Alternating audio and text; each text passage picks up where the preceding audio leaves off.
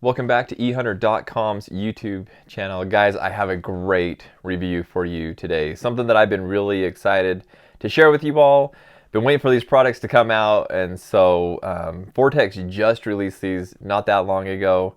And I've had the opportunity to use these in the field now for a couple of weeks. Nothing major, no major hunts or anything like that.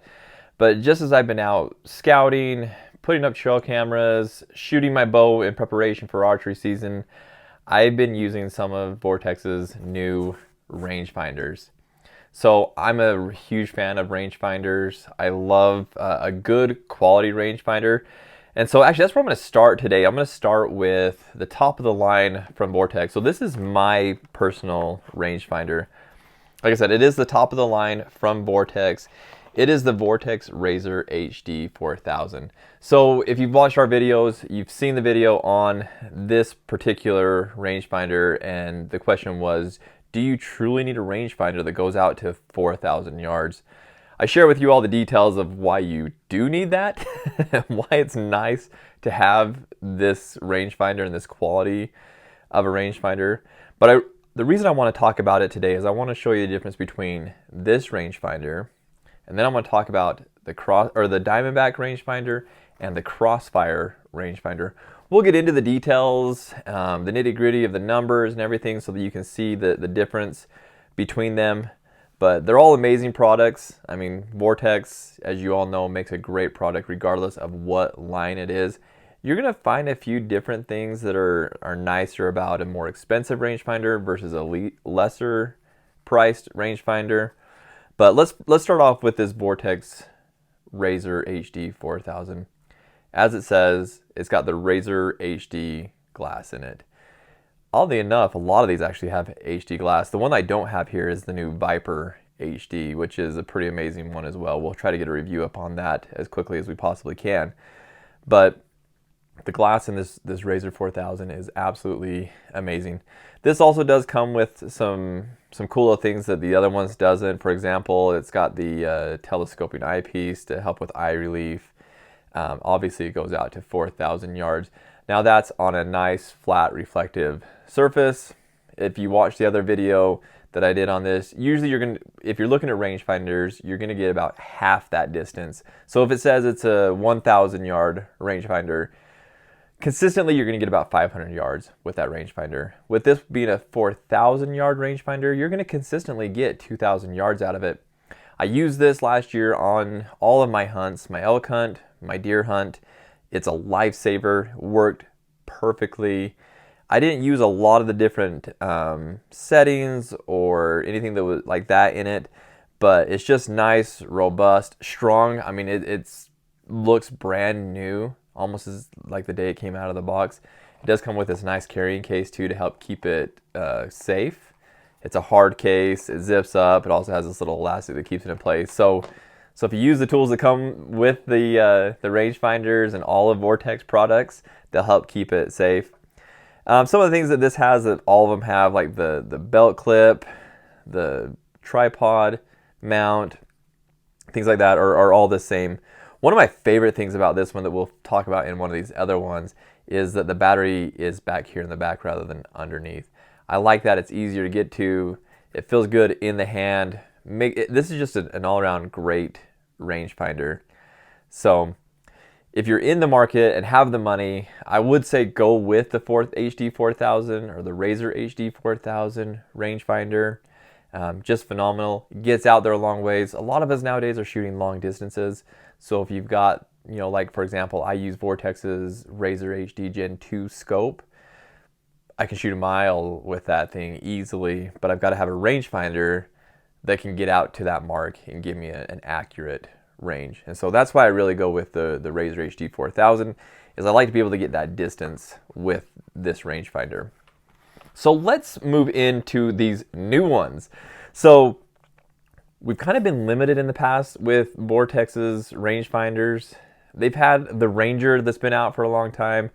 The Razor's been out for quite some time too. But we've come to know Vortex as a company that has a lot of different options depending on your price point. All of the options are good, but as you go higher in the price point, you're going to get better either better optics or you're going to get further distance. They put more money into the things that cost a little bit more money. But with the Ranger rangefinder, we've kind of moved past that. We've needed something new from Vortex, and this is something that as ambassadors we've been talking about for quite some time, something that we've really been looking for from them. We want those different tiers, different echelons of rangefinders. They delivered for us. So we're going to start with the Diamondback HD 2000 rangefinder. Again, it comes with this pretty sweet case, which is really nice. It can go right on your bino harness, or you can put it on your belt, whatever the case may be. Secures down there. It's a really nice case. We're not here to talk about the case though. Let's talk about the rangefinder. So this one has the eyepiece that is adjustable for focus. It's not telescoping like the Razor's is, so that's a little bit different. It is a little bit lighter as well than the Razor.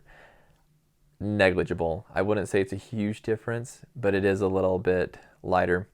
I used this one just the other day, actually, when I was, I bought new arrows for my bow, and so I was trying to dial in my slider sight, and so I was using this to do all of my testing and ranging and things like that. It worked flawlessly, and really for an archery rangefinder, this is a great option. Again, it's the HD 2000, so going back to my point in the beginning, you're going to get about half that, so it's actually going to go out to 1,000 yards, which is plenty for archery hunting. The Diamondback HD gives you good glass as well. I was really surprised when I looked at it, when I compared it to my Razor rangefinder. You really can't tell too much of a difference. When you get out there a little ways, when I was shooting 60, 80, 100 yards, that's when I could really tell. But when I was shooting 20, 30 yards, I really could not tell between the glass between the two of these. The reticle on it is a little bit different as well. And it has a few different menu options as well, not as much as the Razor, but still very simple to use. It's got the menu button on the top, it's got the measure button. So all you do, pull it up, hit that measure button, brings up your distance. One thing I also wanted to point out, and I'll point it out even more so in my next one, is the return, the response rate. I think that was my biggest issue with these lower quality rangefinders compared to the Razor HD. The Razor HD is instant. As soon as you click that button, you're getting a range. What I found with the Diamondback was it was a little bit slower than the Razor. Now, for the most part, that's not going to be an issue. I mean, it was milliseconds difference, but I did notice that there was a delay when I would click that measure button and then get my response of how far that distance was. So that was my biggest thing that I noticed that was different on this, as well as a little bit of the glass on the HD glass. Again, comes with a belt clip, comes with a tripod mount, so a lot of the same things that the Razor has. It's nice, robust, fits well in the hand. One of the things I complain about is the battery on the bottom. I don't like that. I like the battery on the back. That's just personal preference, but it's still waterproof, shockproof. You can drop it. Also has a VIP warranty that these all have, so if you do drop it, break something, crack something, send it in and get a free one. Let's talk about the details of the Diamondback HD. So the Diamondback HD 2000, again, comes in at a lower price point than the Razor HD is. The Razor HD is $799.99, whereas the Diamondback is $449.99. You'll find this in stores a whole lot less than that, obviously. That's just the MSRP, but a pretty good price point for a really, really good rangefinder. Again, it comes with that HD glass, which is fantastic. So let's talk about the details though. So what comes with it? So you get your carry case, which I talked about, lanyard, bungee cord, lens cloth, utility clip. It does come with a wrench if you need to adjust anything or take the clip off or whatever. Hook and loop harness attachments, and the CR2 battery. By the way, one thing I did want to point out is with the batteries on these, they last forever. Very rarely do you have to replace these batteries. So in the details here, if you're ranging big game at 1,000 yards and beyond, your laser rangefinder needs to have the horsepower to go along with and toughness to stand up in the field. So again, that kind of talks to my point about if it's a 2,000 yard rangefinder, 1,000 yards is really where you're looking at. So range on a reflective target, 2,000 yards, range on a tree, 1,800 yards, and then range on a deer about 1,400 yards. Now, those are best case scenarios. Like I said, consistently, you're probably not going to quite get those yardages, but you're still going to get close to those. So really good accuracy. It has the angle reading, which is nice. I mean, that's most rangefinders have that these days, the angle compensating. So that's nice. Magnification 7x, which is also nice. When I was shooting my targets with my bow, it was nice to be able to pull that up and actually look and see where I was hitting my targets. Something that I always do with my Razor HD 4000, but it was really nice to do it with the Diamondback HD as well. One thing I want to point out, 7.6 ounces. So super lightweight, great little rangefinder at a great price point. So I love, this is such a fantastic little rangefinder. I don't think you can go wrong with this. Again, especially if you're not shooting long range, if you're an archery shooter, or even a rifle hunter, it's a great tool to be able to give you the distances for most of the shots that you're going to make.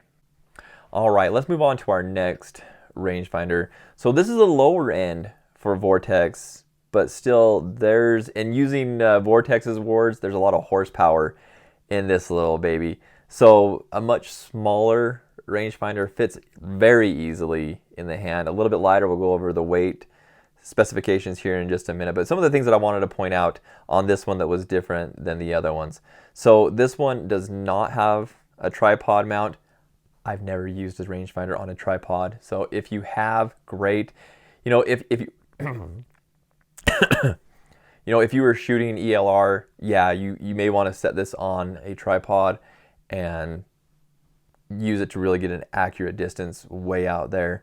But this one doesn't have that option, so you couldn't do it with this one. For most people, that's probably okay.